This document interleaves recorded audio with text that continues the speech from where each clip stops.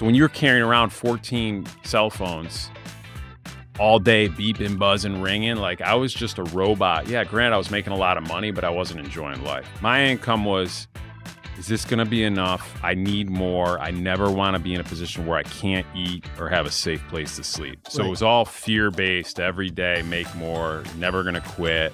Just keep riding the wave no matter how painful it is. Because I didn't enjoy looking over my shoulder every day. I didn't enjoy wondering who's wearing a wire on me. How have your childhood money wounds, big or small, impacted you later in life? Do you still carry pain, resentment, or shame around money? Our guest today is Eric Canori, a former multi-millionaire cannabis kingpin who built an empire selling weed across the country, only to lose it all when the feds arrested him. Eric has an incredible rags to riches story fueled by poverty and childhood pain. Now, with time served, he shares his raw, uncensored truth about chasing money, as well as hard-won lessons on finding real happiness. I'm Bob Wheeler, and this is Money You Should Ask, a podcast where we explore why we do what we do when it comes to money.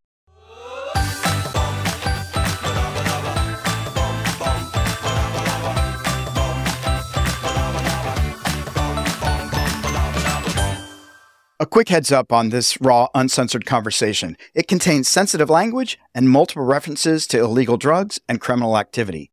While we do not condone law-breaking behavior, our guest speaks frankly about his past experiences. If you have concerns about the content, we advise discretion.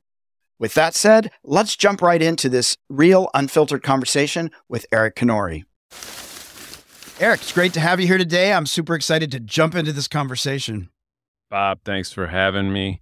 It's an unexpected podcast, but I like talking about money. So what do you got? Well, let's just start right out the bat. So you've got this book coming out, Pressure. You wrote this book. What inspired you to write the book? I know there's some life story in there. It's a true story. It's a true story about love, acceptance, and crime.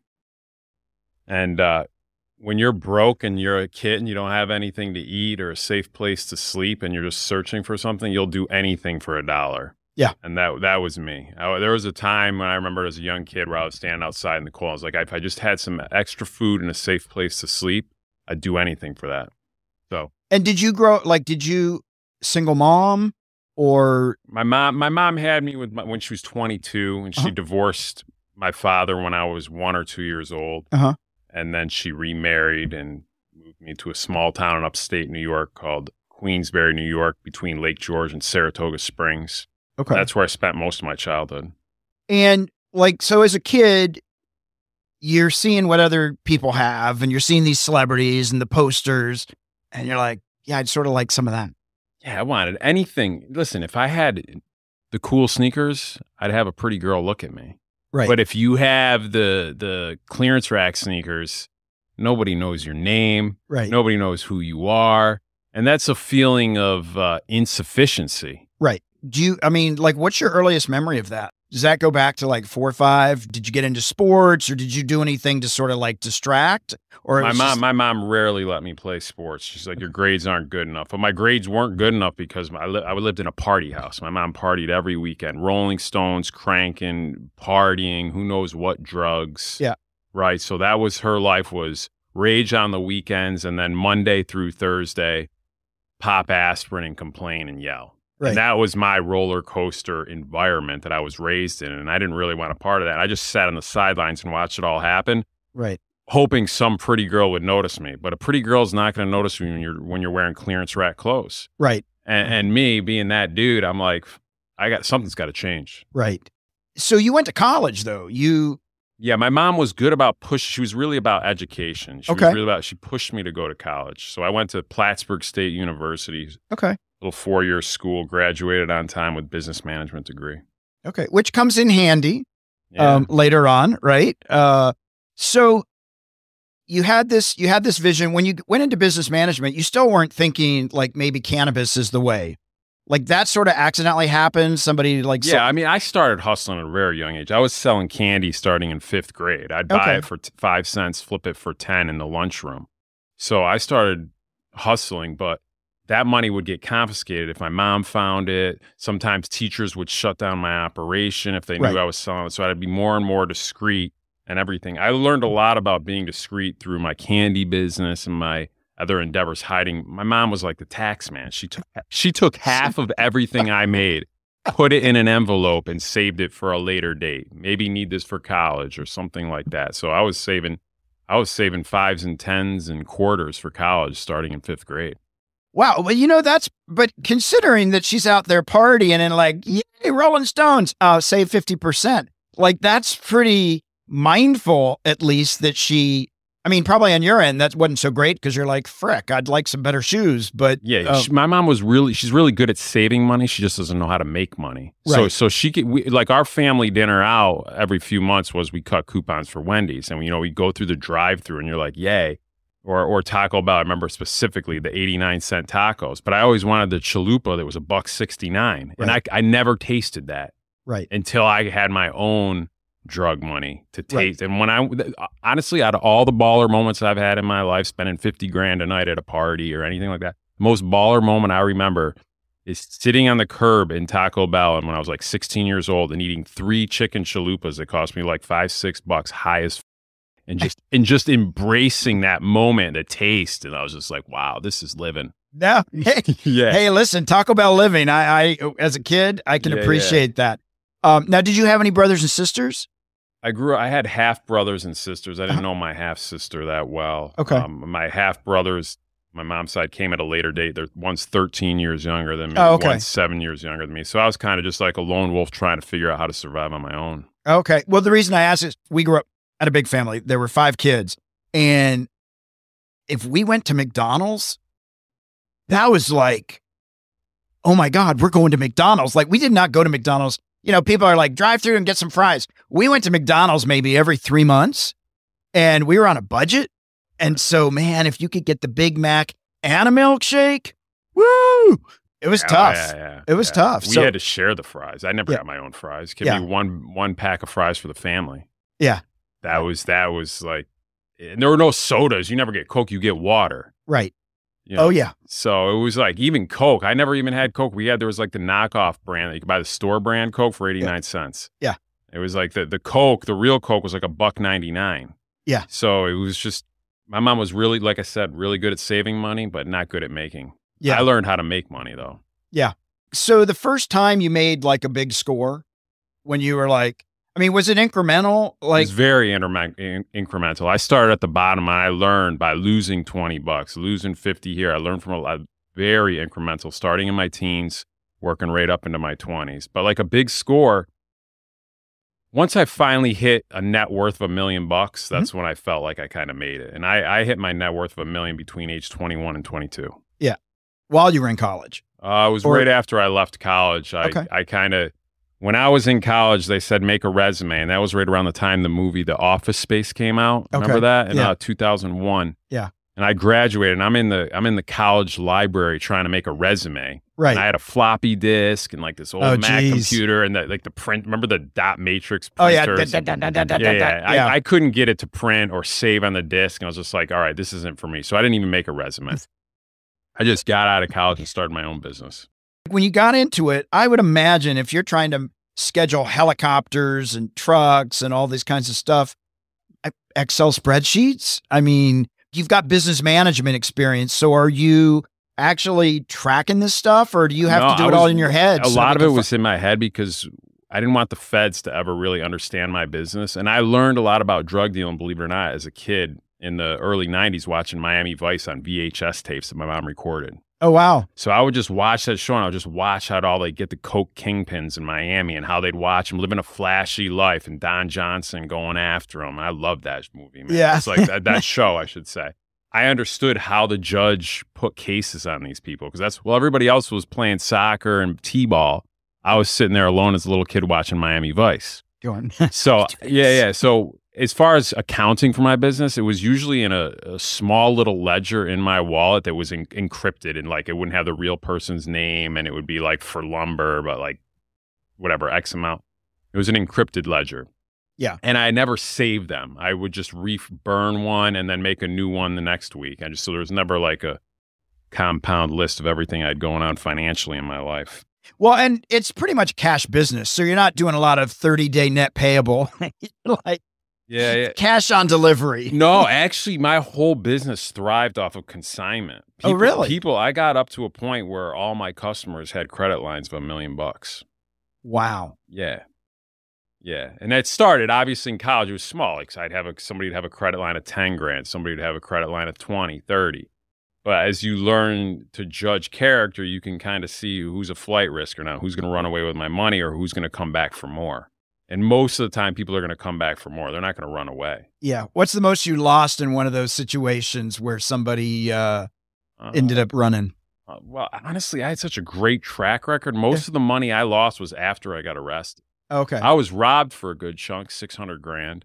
Wow. But I wasn't even at home at the time. That was my own fault.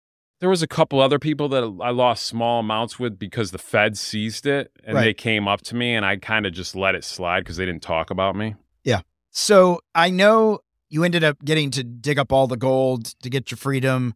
You probably overpaid. Oh my God, I paid way too much, bro. You know the amount I paid, right? Millions.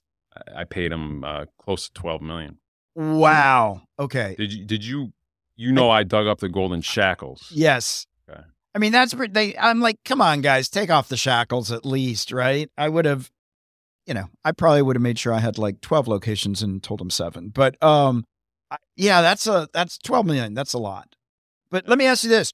When they first caught you, like, right, your almost girlfriend sort of like substituted somebody out and sort of messed everything up, and some massage therapist, like, basically, threw you under the bus. Definitely not a happy ending.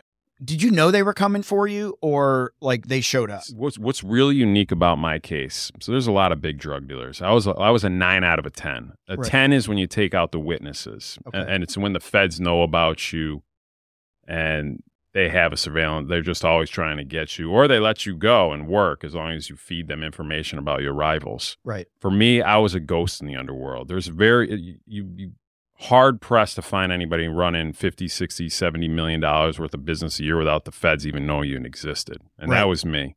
So when I first got arrested and they laid eyes on me, they didn't even know my name. They just stumbled upon me. There was a load coming to me, and I noticed before I unloaded a GPS tracker on it. So it got pulled over in the middle of the country. They put GPS, brought it to my property. Once I saw that GPS tracker, I didn't even unload the merchandise. I just told it to leave. And I took off in a separate direction quietly. And then once I was out of their sight, I punched it, and I lost them at over 100 miles an hour. And I was ready to flee because I could get a passport for 60 grand. And there was a lot of different things running through my mind at that time. But they had no idea what my name was. But a couple hours later, I decided to come home and face them. And I drove back, and they cuffed me up and basically said, tell me your name and everything you know and what are you doing here. And nobody needs to know about this if you cooperate with us. Right. And I didn't say a thing. Wow. And what was that like when you made the decision, right? Because it's not going to be quite as much fun, and you're probably not going to get any Taco Bell or any fancy meals.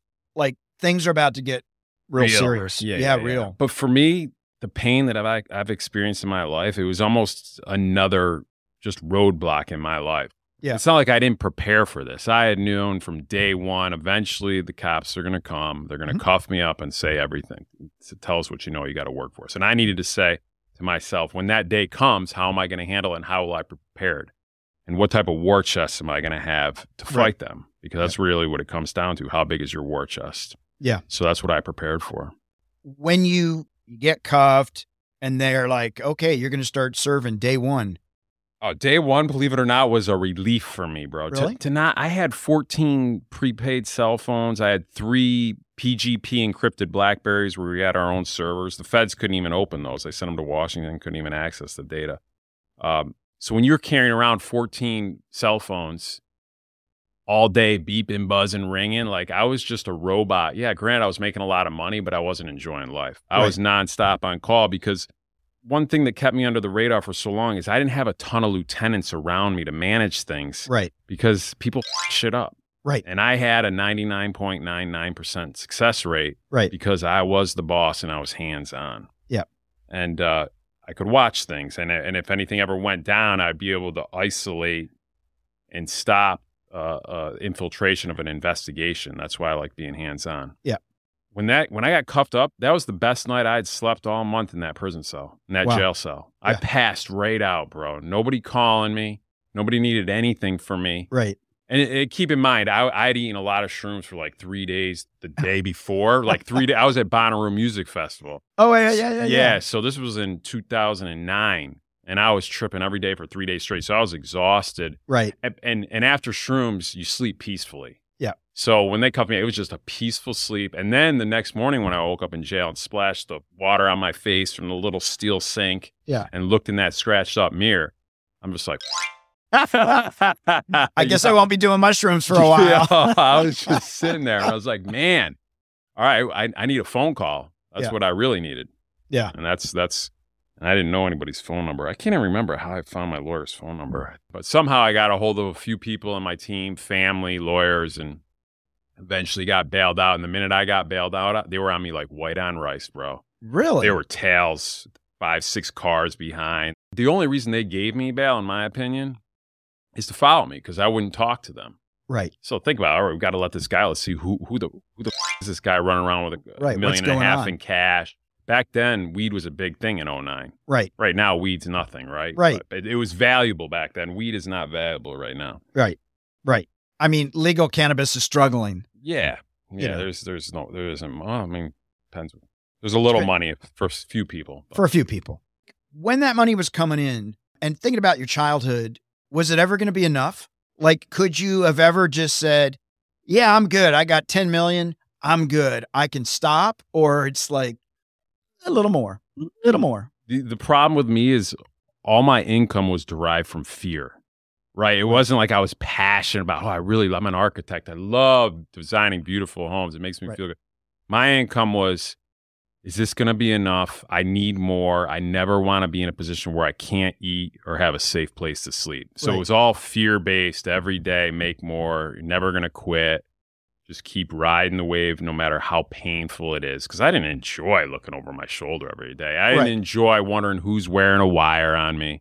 I didn't enjoy being in bed with my girlfriend and not being able to tell her the truth that I just did a $2 million deal. I'm wondering if these guys are going to pay back. Like, I just couldn't talk about my shit. Right. So it's just, it's a lonely profession in some ways. And that's why a lot of times I'll just call escorts. Honestly, I wouldn't tell them what I was doing, but they're good therapists. Yeah. Right. For me, it wasn't just about the sex. I mean, I probably only had sex with a small percentage of them. It's more about scratching my back. Right. And relaxing me. Yeah. But they got to be Ukrainian. Yeah.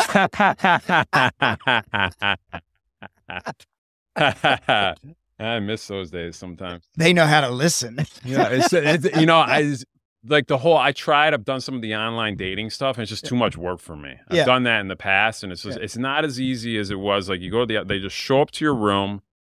An online date, you have to go to a restaurant. Right. That's a lot of work. That's right. Unless the food's going to be killer or something. But anyway, that's a whole nother story. And did you so now you're making all this money. You got $1 million plus in cash, all this stuff. Eventually got lots of gold bars under the earth because it's definitely doesn't mold like real money. Did you ever feel fulfilled? Did you ever start to go, oh, that little kid that wanted to have all the things that these celebs had? Did you ever felt like you got there? I was never in a position where I felt I had it all. I felt stressed. I was just burying pain, bro. You have to understand, every single person you look at the little child in them, age 1 to 7. Like 90% of who you are was programmed by age 7. Absolutely. So you look at me, I have millions of dollars. I'm making millions, but I was just a little boy with pain still. Yeah. I'm just sitting there like afraid, afraid of not having enough. Yeah. And they like just that, and that really helps you. That prevents you from living a blissful life if you're afraid. And that's no amount of drugs can fix that. You can just keep taking drugs and you can cover it, which I did. Yeah. A lot. Drugs can really cover a lot of pain. There's some benefits to them. Like, listen, if I'm with the right people, there's some benefit. I shouldn't say there's benefit. I have no authority to talk on drugs.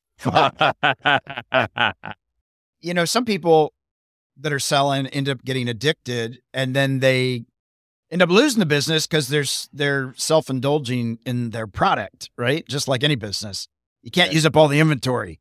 Like, how did you make sure that you didn't go, like, was it just, hey, I'd rather have money in the bank and skip smoking?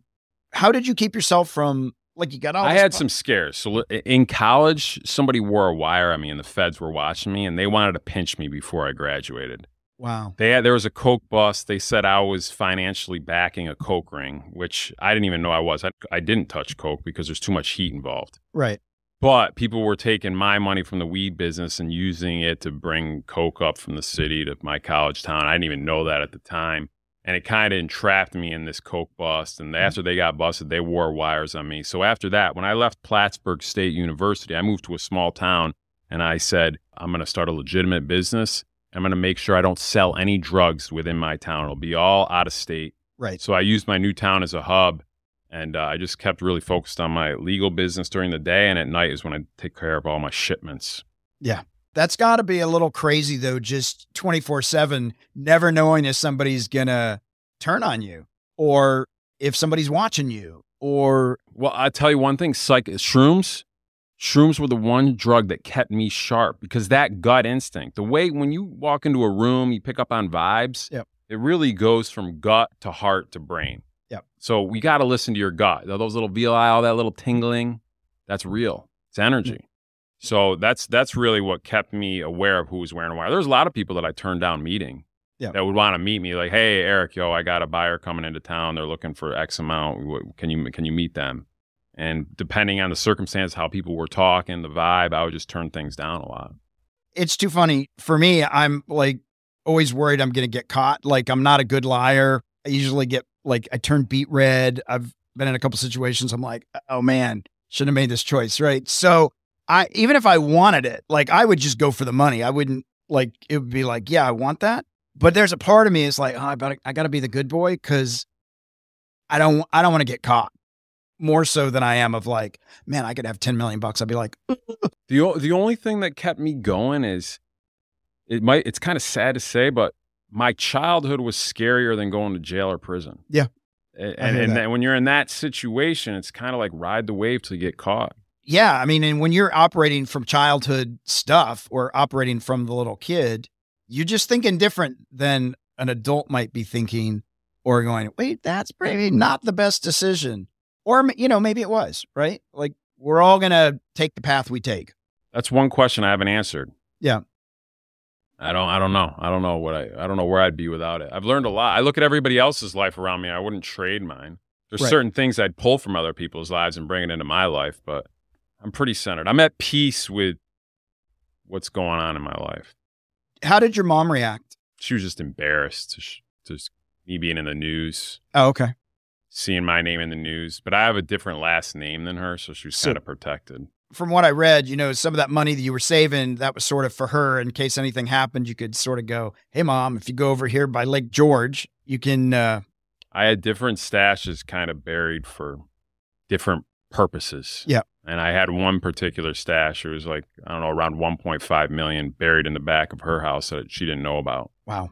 But if I was on my deathbed and she came to me, I could say, go back here 10 paces and dig, and she would find it, which I've been in a position. I've been airlifted to the ICU twice, once caught on fire, another time collapsed lung, broke ribs. I've done reckless shit. Yeah. I don't do it anymore, but I've slowed down. But I've had those chances like, shit, if I die tomorrow, I got to be able to somehow... like unbury the stuff, unbury I the goods. got to point somebody or else it's going to get found 500 years from now in some... alien metal detection equipment, right? They're going to be like, we found gold. Yeah. Gold in them there hills. So, Eric, we're going to keep this conversation going, but for the moment, we are going to jump over to Test Your Nerve, which is brought to you by the Money Nerve. If you'd like to test your money nerve, go to testyournerve.com for a free quiz on your relationship with money. All right, here we are, down and dirty. Just let's see. When will you know you have a safety net? When I have enough money to keep up with inflation so I can sleep and the accommodations I prefer. And do you 10 million, 5 million, 100,000, any idea what that number might be? Or will you just know? Oh, that's embarrassing to say on here. Really, if I'm in a position, I'm 44, 50 million. All right. That's a good number. That works. I can work with 50. Listen, I don't need that to be happy, bro. I can, 50 million is kind of like where I don't need to look at price tags and I can just wake up and say, what am I going to do today? I'm good. I'm covered. Yeah. I don't need that, bro. That's just kind of like, no. I'm going to regret saying this. I'll get brutal. If people see this, I'm going to get cut up on that one. That's all right. That's all right. Keep it rolling. All right. What was your last impulse purchase, and was it worth it? Can't talk about that. I can't talk about that, bro. It Was was she worth worth it. it? It was, impulse purchase. You know what's an impulse purchase for me? It's just buying a vehicle because it only satisfies me for like a week. Right. And then it's dirty. Right. It's dirty and it doesn't really, I feel no different driving in a Toyota Camry versus a Mercedes S500 or something. It's the same. I don't notice the difference, bro. Right. You know what I do notice the difference? If I eat a shitty breakfast or not. Right. That's when I notice the difference. Yeah, because that rides with you all day. Exactly. Would you say you're a saver or a spender? I'm an investor. Okay. I'm an investor. I like to put my money in places that's going to feed me down the road. Yeah. No, absolutely. How do you cope with financial stress? I haven't had financial stress in a long time, thankfully. But the way I coped with it at a young age was I broke the law. Yeah. That's straight up. But hustled, right? Like I sold candy, I mowed lawns, I shoveled driveways, I dug ditches, I pushed wheelbarrows till I had calluses practically bleeding on my hands. Yeah. And I'll do that again tomorrow if I have to. I actually prefer doing manual labor than sitting behind a computer any day. Yeah. Right? I just sleep better. Yeah. Right? Like that's what we're meant to move. We need to start moving more. Bottom line. We need to move more. We need to move more. Oh yeah. And sometimes if the law's chasing us, we need to move a lot. Yeah. You know how I outran them, right? Yeah, I told you that. All right. That's pretty trippy. For me, that would be pretty scary. I would not do well. I would not do well in that was a rush. Yeah. Time went by so fast in that hour because I'm looking in the rear view though. I lost them. I built up a traffic jam on the highway. Yeah. To block them. And then once the jam was created, I took off at 100 and I lost them. I dipped off the next exit, got to a gas station, talked to my stepfather, told him where I had some money hidden. I was ready to leave. Wow. But then I said, you know what? I'm going to come back and face the law. It's just weed. I didn't kill anybody. Yeah. I'll do my time. It's just weed. Yeah. It's just weed. All right. Last question. What emotion do you most experience when it comes to money? Money is safety. I don't ever want to be in a position where I have to eat bleached bread. Yep.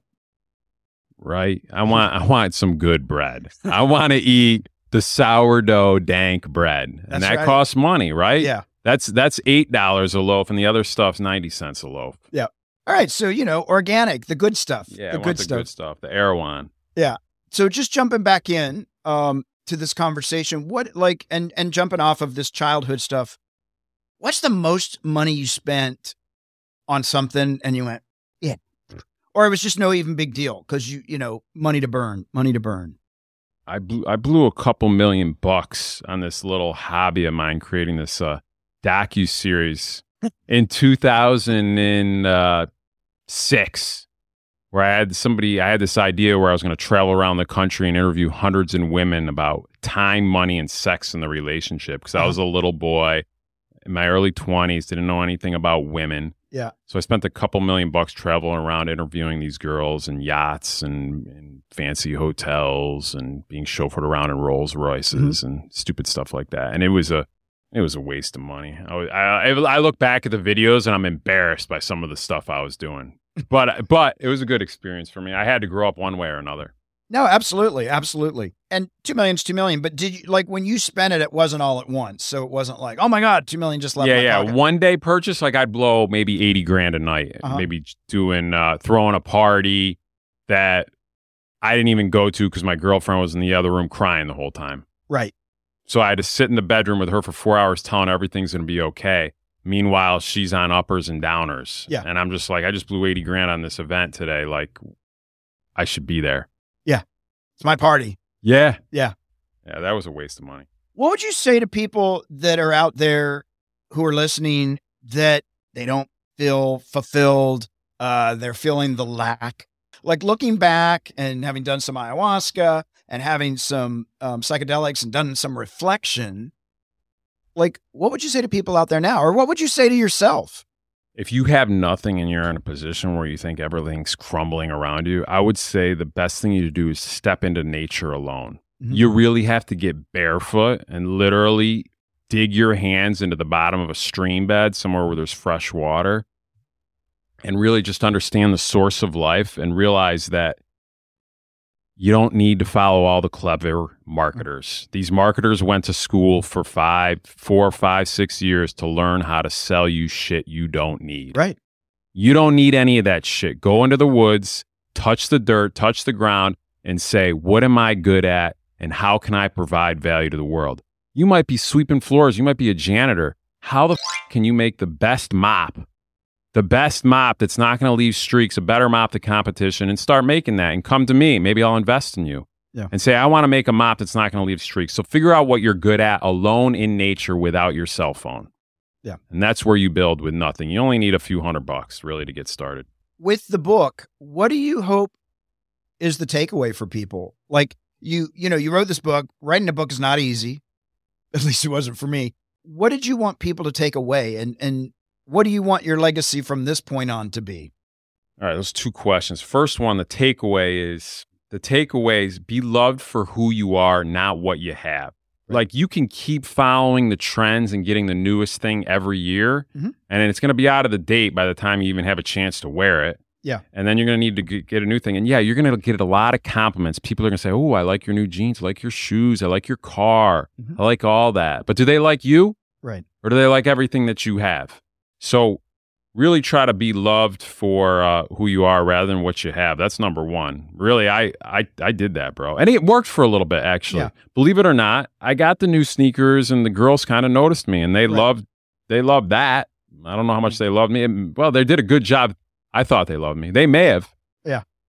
So yeah, maybe but you kept the shoes on. Hey! I kept those shoes on in bed, bro. I guess see my red shoes. Oh, hey. So that in answer to that, the takeaway is that's the takeaway of the book. But there's so many threads within the book, bro, about real life, man. The greener grass on the other side, and chasing the fairy tale dream, and the Barbie and Ken. Yeah. And like I spent a lot of time chasing that, and I was hollow inside. Right. Yeah. And listen, money's not a problem, bro. Like, I want to make a lot more. Money's a great tool to for sure do a lot of great shit with. So tell me, what was the second question? What do you want your legacy? What do you want at this point? You've written the book. You've had this journey. Where do you go from here? And what do you want to leave behind? What's the imprint? When you're creating a business model, my business is to find a problem, create a solution. I mean, my thinking is find a problem, create a solution. And the problem I see right now is, when you really boil it down, is everybody just wants to feel good at the end of the day. Yep. So the next business endeavor that I create, it's going to be a model revolving around helping people feel good. And I haven't fine-tuned what that looks like, but it revolves something around creating retreats or dwellings or places where people can come and reset and recharge. Because I feel like at the end of the day, we plug our phone into charge, we plug our car into charge, but the human body really isn't being plugged into spaces that charge us. Right. We're just constantly, as the years going on, a little more drained. And I just want to have more and more energy as I age and time goes on. So I'm going to create environments where people can reset and recharge, or just escape from the grind and come and plug into my spot, even for a week. Yeah. So that's kind of my vision. We'll see how it pans out, but it needs to be near fresh water sources. Yep. That's the first thing. So I lock in the land, and then I'll build the model around that. And the model's probably going to be something tokenized on the blockchain. I haven't ironed out all the details, but we'll see. And do you think some of that comes from that reflection or the plugging in or, just vegging out for a little bit? Was that from sitting around in prison and having lots of time to reflect? Or was that something that was already going on anyway? I grinded so hard and having all that money, I wasn't happy. Like, you can go to the Mandarin Oriental and get a hot stone massage for $800. Right. But those hot stones aren't going to be as real as the free ones in the river. Right. They're just not. You're going to feel way better, and it's free. Yeah. So me having a bunch of money, and I always wanted to feel better. And I tried all these things, the saunas and the spas, and it Nothing like being barefoot in nature. But I want to create that space and teach people about living in that way. I lost my train of thought. You know what? Bottom line is I like money and nature. That's what I like. I like it all, man. Yeah, why not? Why and not? I want to teach people through different mediums. I'm going to do another book, but this book's going to be more audio visual, like a course. Mm-hmm. A course where people feel stuck in a position where they don't know where to go, and I'm going to teach them how to get out of that position in a very user-friendly manner. Yeah. Because I feel like a lot of the teachers I had, my mom would be like, why do you have poor grades? And the teachers didn't inspire me, but there would be that occasional teacher where I'd pop off, I get an A. Right. Why'd I get an A? Because the teacher loved what he was doing. He wasn't reading from the syllabus. Right. He was like, jump up, sit on his desk. What are we going to learn today, guys? Yeah. Let's talk about this. And he was interactive and he was passionate about it. A lot of the teachers come in because you know why? They say, ooh, what can I do where I'll get the summers off? Right. That's how they choose to be a teacher. Yeah. We need better teachers for the children. That's the bottom line. So I need to create something that's going to teach kids how to really thrive and make it through the madness. Yeah, we have to engage them. Yeah. We have to engage them because right now I think it's just like, just do. Let me ask you this. I want to go back to a couple pieces. When you had to go dig up gold while in shackles, right? How did that conversation come up where it's like, hey, if you give us all your gold, we'll give you your freedom? Was it something you offered? Was it something that they had an inkling? Like, how did you negotiate that deal to be like, yeah, I'll take you to the gold? Yeah. So my case had been going on for a couple of years. They had a weak case on me the day they busted me. They seized all my assets, so I had to launder money to pay my legal fees, which between my legal fees, my private investigator, all that, the laundering the money, I was up over $700,000 just to fight. This is pre-trial that I had to spend. And the lawyer wouldn't take cash. So I had to allegedly launder it to get it into the system to pay the legal fees. And they rearrested me a second time, picking up a duffel bag of over $400,000 at a house while I was out awaiting trial on bail. They rearrested me a second time saying I was laundering money and put me in a jail cell, this time no bail. They kept coming to me, Eric, they want you to work for them. That's what they want. You can get out of here tomorrow. And I wouldn't do it. Right. So after about 4 months, my lawyer comes to me and he's like, hey, Eric, listen, give them the rest of your money and they'll let you get on with your life. They know you're a good kid. And I go, well, can we get it in writing? And like, that sounds too good to be true. And he's like, you can't buy your way out of jail. It's just a form of cooperation. Right. You know, so I mulled it over for a little bit and eventually sat down with the DA and the prosecutors and, the prosecutors and the DEA, the guy that was following me around and knew more about me than probably myself. Right. You know what I'm saying? And when the DEA is on you and the feds are following you, they know what you eat for breakfast. They know what type of laundry detergent you use. They know everything. They spend I think it was like $1.4 million following me around. So my lawyer comes to me in the cell. He's like, give him the rest of your money. So we sit down. They're like, we know you have a lot more money. Give it to us. You don't have to see any more jail time or prison time. So eventually, after a few weeks, we write up some type of contract that I'm going to forfeit X amount of dollars. We agreed on $5 million. I went out in the shackles, dug up between the 2.5 they'd already confiscated me and another 2.5 in gold bars. I dug up that met my obligation of the forfeiture. Right. They put me back in jail and they said, all right, tell us everything you did. And I didn't want to give them everything. So eventually I led them in that first proffer session to kind of let them realize there was more gold because I wanted to show the judge that I was cooperating further. Right. So I was like, I kind of insinuated there's more gold, but I'm not giving it to you. Right. So they threw me back in jail, sat in there for another 3 weeks. They already had $5.5 million. Right. My lawyer's like, listen, they think you have more gold and they want it. So I went out in shackles again, gave them another $6.5 million, took them to 2 other spots, $6.5 million gold bars. And you should see 4 of them lifting up the chest 3 feet from the ground, digging this thing up in the rain. And I'm all shackled up. My hands are pale from sitting in a cell with no sunlight. And so now they had, between the money they found in my house, all in all, they had close to $12 million in gold, and they let me out the next day. Gold and cash, 12 mil. They let me out the next day. I went back to my Ukrainian girlfriend, made me nice dinner, and I sat there and awaited my sentencing. I ended up still getting time. Wow. I couldn't believe it. I was kind of like floored, but It's because I wouldn't work for them, I think. You know, if I really sat there and did everything they wanted to do, Yep. probably wouldn't have seen any more time. But doing that time was good for me, man. To sit there with the basic needs in a cell, I mean, that really beats you down and shows you what's important. Yeah, totally. I'm curious, did they try and come at you with IRS stuff? Did they try and come in and say you owed taxes on all the money? Because sometimes they do that. They'll use tax evasion, or you're supposed to report any like illegal drug money and stuff, extortion, embezzlement on the tax return. There's a line for you to do it that they purposely put in there to prosecute people for not reporting. Did they try and come at you from any legal standpoint? My lawyer came to me at one point, I recall, and he said something along the lines of, he's like, listen, if you don't give up your money, they're going to come after you with tons of charges. They're going to come after your family, tax evasion. You'll never see the light of day again. Wow. So part of the agreement was, I told my lawyer, I go, if I pay up this money, I want in writing that they're not going to come back after me for anything, any type of criminal charges or indictments from this. You know, obviously in the future, if I could do things, yes, but anything backdated. Yeah.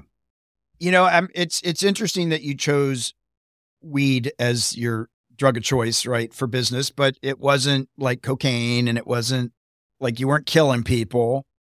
People just getting a little hungry. Yeah. Weed. It was, for me, I started because I couldn't afford the weed. Right. In high school, I smoked weed because it helped me socialize. Right. I didn't have to talk about my truth when I'm high. I could just laugh. Right. Somebody really asks you about the reality of your existence. Yeah. If it gets to this, questions like that, you just laugh like you're high. Yeah. You don't have to answer shit when you're high. Yeah. But when you're sober and you're hanging out with all the cool kids and they're like, hey, can you do this or can you do that? And you have to say, oh, I can't afford it. Right. That's a shitty feeling to not be able to afford to do what the cool kids do. You know, I didn't sit at the cool table in the cafeteria. Yeah. I looked over across the room at the cool table. Right. They invited me there eventually, but I felt even awkward going. Yeah. I felt awkward going because I didn't have the right backpack or the right this. And so I sold weed because I couldn't afford to buy it. So I would smoke it, $30 eighth. And then everybody would ask to smoke with me. And I'd be like, they smoked the whole bag. I just spent $30 on me. For me to make that $30, I had to mow freaking 6 lawns after my mom took half the money. Right. So I was like, hey, I need to start selling weed. Yeah. Everybody wants to smoke my weed. I'm going to sell it. And when, I'm thinking, because I totally relate to this piece. Like, I was in high school and didn't get to go on the biology field trip because we didn't have any money, right? And there were certain things where I had to go, yeah, I'm going to sit this one out. It doesn't look fun. But the truth was, didn't have any money. Like, when you think into that right now, like you feeling into that, like, yeah, I can't afford that. Like, I can't play with the cool kids. Like, do you still feel a little bit of like that little kid that's like, I can't play with the cool kids? Yeah, I actually felt it today because I rolled this little this Airbnb I'm staying at. They have a beach cruiser bike I could rent, and I rolled by Shutters on the beach. And I remember staying at Shutters on the beach. Like, I was like, yeah, I heard the Rolling Stones used to stay there a lot. So I was like, I was in love. I loved the Stones growing up as a kid. So I'm going to stay there. So every time, well, not every time, but the last time I was in LA, I stayed at Shutters. That's an expensive bill by the time all the shit. I spent like 10 grand there. Right. And I was sitting there on my bike yesterday looking at all the people going in. I was like, I mean, I can afford to do that, but I'm not wasteful anymore, right? Like, I have to be smart. I don't have buku bucks. I'm rolling in like the old days. And I was just sitting there, and I did for a minute. I felt a little inadequate. Yeah. I was sitting there. I was like, what did I do wrong? Mm. You know, and I'm like, but actually where I'm staying in this little Zen cottage is actually way more baller than staying in that Shutters. Yeah. Because I walk out my doors and right there, I'm barefoot on the ground. Yeah. Like instantaneous. So it's actually a better vibe. Yeah. So I'm actually made out, actually. Well, I would think a lot of people at Shutters or a lot of places, and this isn't it's an observation. I won't say it's a judgment. But I think a lot of people are out there presenting, right? So if you're at Shutters, you got to behave a certain way, and you got to look like you belong, and you got to look like you at least drive the right car or travel in the right circles, right? It's a lot about presenting. Yeah. I couldn't walk out of my room at Shutters and curl up on a ball on mushrooms and melt into the ground. Right. You know what I'm saying? I could do that at the Zen Cottage. Exactly. Not that I do that, but you know what I'm saying? It's more, Yeah. I feel more myself where I'm at right now, actually. Is it as important today as it might have been for the little kid to present well? No. But there are moments when I feel inadequate. Like, there's certain people I know that, let's say they own horses that race at the track.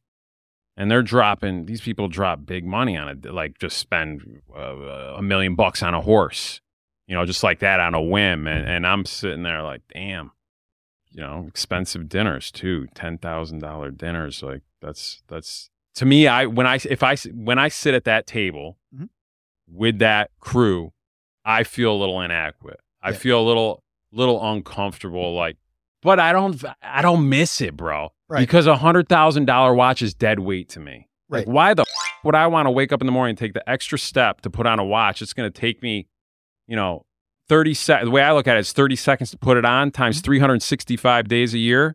I just lost a few hours of my life putting on a watch that's going to weigh down my left arm. Right. I want to be free and move. Yeah. Like, especially if I got to outrun something, right? Like, you know what I'm saying? Like, I like to be agile, light, and I like to coast through life feeling light.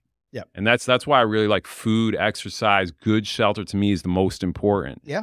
And actually, those people that are balling out like that still, that I kind of want to help them in a way, because when I look at them, I know when they go home at night or they wake up in the morning, they're going to have a headache. I'm waking up feeling good. So, and I know, but I kind of don't want to tell people what to do. So I don't open my mouth. I don't say shit, but in a way, deep down in my heart, I'm like, if I could just pull you aside from the party for a minute, I could probably tune you up a little bit, and then you could just coast even higher. Yeah. Thanks. Let me ask you this. So the little kid, man, I wish I could have the nice tacos, right? Wow, I wish I didn't have, the discount shoes.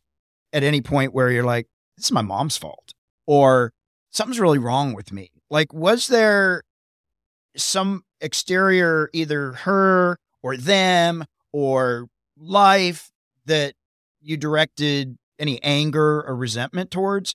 Or did you always feel like, this is my shit? Bro, I have to be honest. It's the only thing I'm wrestling with in those ayahuasca ceremonies is the relationship with my mother. I still have pain, bro. And I don't like to blame, because she's my mother. She obviously loves me, right? Right. But something happened in her life that's really set her perspective in a way different direction than mine. And I don't talk to my mother anymore. Okay. Like, I just don't. I don't see them. Every drug dealer that's smart has a legitimate business on the side. Right. And I had a legitimate business, but my name was never anything, and my family kept it. So I came out of prison without my legitimate business, and that was a knife in the heart. Wow. If somebody else did it, like you or somebody else, would be like, you face. Right. But family to do it, that's just heart-wrenching, bro. And I haven't healed, man. The only reason I haven't gone off the deep end is because I don't drink. Like, if I drink and really run myself down, I'd probably collapse. But I stay healthy so I can handle the pain. Yeah. So yeah, that's real deal, bro. Look, the parent thing, it's we needed something when we were kids. We got it or we didn't get it. A lot of us didn't get it, or we didn't get it in the flavor we wanted. And then we spend a lifetime, most of us, trying to figure out how to reconcile that. At the end of the day, I try to remind myself to be thankful for what I have, because there's so many people that had it way worse than me. My mom did the best from her understanding of life. Yeah. And, I look around, even just cruising around on these streets on the bike, watching the homeless people and stuff. I'm like, these are people that have been in positions that I can't even relate with. Yeah. Right? Like a pain where, I had the pain, but don't get me wrong. I just had a little more, like, I was at a point as a kid, I was going to jump. I stood at the fucking edge. Yeah. 180-foot drop. And that's when I actually said, I'm going to sell weed. I made the choice actually that day. I talk about it in the book. Yeah. But there's other people that don't do that. Part of the reason I have a little more strength too is because my biological father, which I don't really know that well, I remember visiting him for the visitation rights as a kid, and he was a really, we'd watch the Rocky movies. Right. And you're going to make it, bro. Like, running through and that shit pumped me up. I would Yeah. watch those on replay. That inspiration right there, I think, is part of what's kept me alive. Yeah.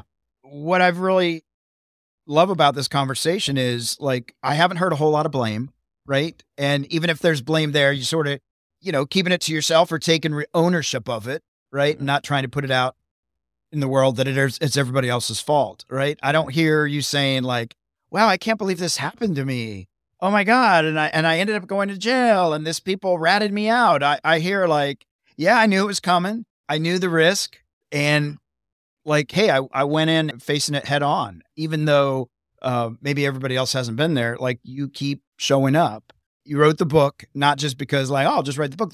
Because you wanted to inspire other people, because you wanted to let people know, hey, this is my story. Maybe you resonate with this story. And you're out there trying to like make a difference in whatever way you can make that difference, right? And I hope that some people from this today hear this and go, oh, wow, you know what? I'm going to get inspired to actually do it a little bit differently because I've been hiding in the shadows, or I've been afraid to step up, or I haven't felt that self-worth. And they get a little bit of inspiration from this conversation. I hope that too. Because there's a lot of people, I know there's people out there struggling. Yeah. Especially nowadays. I couldn't even imagine growing up as a kid with social media. Yeah. Imagine having a picture and then a heart underneath it, and your validation hinges on how many hearts you get. Oh my God. Yeah. I thought, before the love just came from what they're thinking. Now Right. it's actually registered on a counter. Right. And you're like, 3 likes. There's something you can do about that. If you only have 3 likes, maybe you just shut it down and don't buy into their little game. Yeah. Yeah. Shut it down. It's honestly, fuck. I'm a pretty wise dude and mentally strong, but sometimes it even in my head. Yeah, absolutely. Life is a challenge and stuff comes at us, and we're human. That's what makes us human. Question is, can we find the wherewithal to say, okay, I'm going to keep stepping forward anyway, no matter what shit comes my way. Where can people find your book? Where can people find you on social media? I actually brought a book for you right here, too. Oh, awesome. I brought a couple of them here. All right. Pressure. It's a memoir by Eric Canori.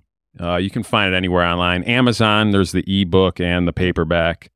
I need to do an audiobook at some point here soon, but I haven't had the guts to reread these words again. I read them so many times, writing it myself and editing it, and like it's just so. I'm gonna do an audiobook eventually here, but not yet.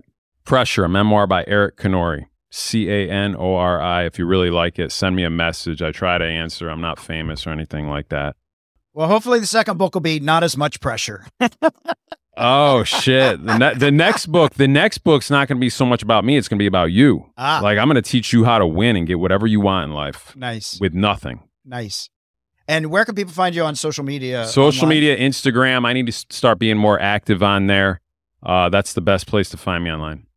Eric Canori on Instagram. Well, we'll make sure we share all that in the notes, but I always like to just let it be heard in the universe. Eric, any final thoughts as we wrap this up, like as we've talked, and anything that just comes up that you just want to put out there? No, I'm really thankful to be on the show. Everything that I want to put out there is in the book for right now. Yeah. Like, there's a lot of threads in there that are going to help you reflect on the choices that you're making right now. Yeah. Like, because I don't care who you are. Like, there's something that you can relate to in there, whether you're a soccer mom, a drug dealer, a corporate attorney, a CEO, Fortune 500 exec. There's something in there that you can relate to. Yeah. Thanks for having me on here. I hope you guys have a great day. And thanks, Bob. Yeah. Thank you. Appreciate it. Right. Hey there, Money Master. I hope you enjoyed this episode. Did you learn some valuable insights around your relationship with money? Our guests shared some of their financial epiphanies. You might have experienced one too. Don't just sit there with that aha moment. Share it with us and the world by leaving a review on Apple Podcasts or your favorite podcast platform. Or leave a comment on one of our socials at Money You Should Ask. Let's spread the word and help others explore their financial health too. But that's not all. Do you want to live in abundance and build wealth that can sustain you and your family for generations to come? It only takes one thing: the willingness to change the way you think about your money. It's time to test your money nerve and discover what's been holding you back from financial freedom. Take the free quiz now at themoneynerve.com and begin your journey towards a prosperous future.